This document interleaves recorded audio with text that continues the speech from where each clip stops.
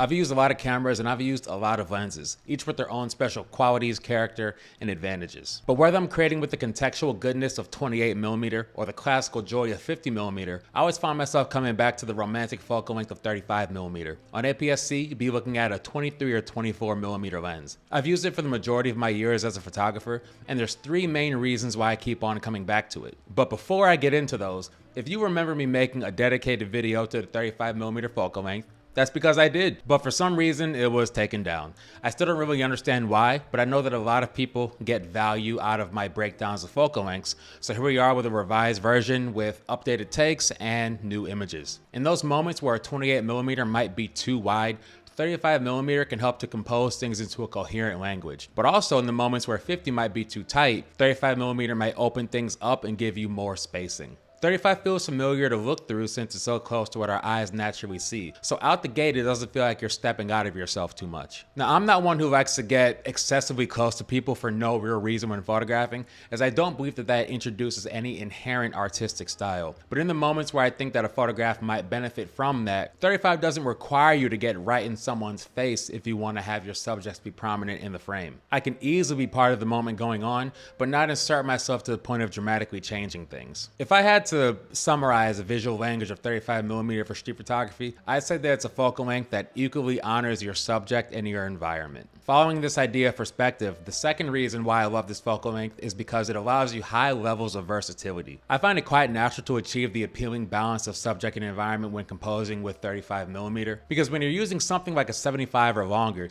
you really have to work a scene if you don't want to purely isolate your subject. But at the same time, that's probably why you use a telephoto lens in the first place. And when going wider with something like, say, a 24mm lens, due to the more extreme perspective, environment absolutely becomes first, unless you're very close to somebody. Otherwise, it's somewhat easy to lose people in your compositions. Now, granted, anybody using focal lengths outside of the normal ranges of 28 to 50 is probably using them for those unique approaches that they require. But with the 35mm, so long as you understand proximity and composition, I find that it's easy to have more varied approaches to photographs while not forcing a change to the character of the focal length or to you as a photographer. I find that there's two standout qualities that the versatility of 35mm allows for. The first one is for a technique called layering. Layering is a phenomenon of a photograph being separated into a foreground, midground, and background, and having subjects occupy two or more of those areas. With that, you have the ability of multiple points of interest coexisting and telling various stories at the same time.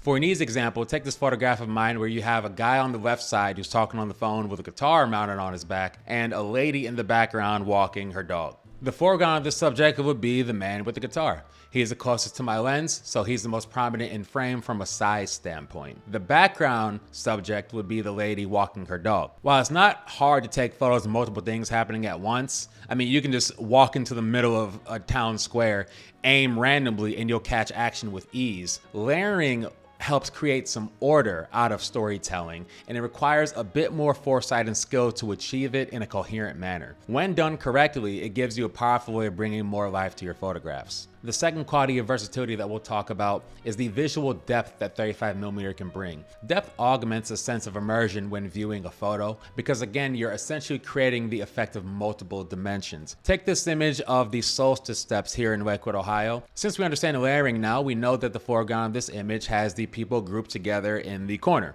The midground would be the swirling boats here in Lake Erie. And the background, you could argue, would be the boat furthest in the back, or even the clouds, since they have a very textured presence. When you combine the depth of an image and scale of a scene, you have this beautiful sensation where the photograph begins to take on the gravitas of its own world. The image has this quality of being able to look into it and carries a sense of magnetism that adds a great deal of aesthetic power. Now, the third and final strength that we'll discuss of 35mm lenses is the fact that it's perfect for environmental portraits. Street portraits are a fantastic way to connect with people through your craft. You notice them, maybe they notice you, you have a conversation, and then you tie the ribbon with a photograph. There's a special sense of beauty to a contextual portrait where your subject and your environment join forces to tell a different kind of story. 35mm is perfect for catching the context of the scene while still creating that full view image of your subject and your time. Who knows how the world around you is going to change? Cleveland has changed so much over the last few years alone,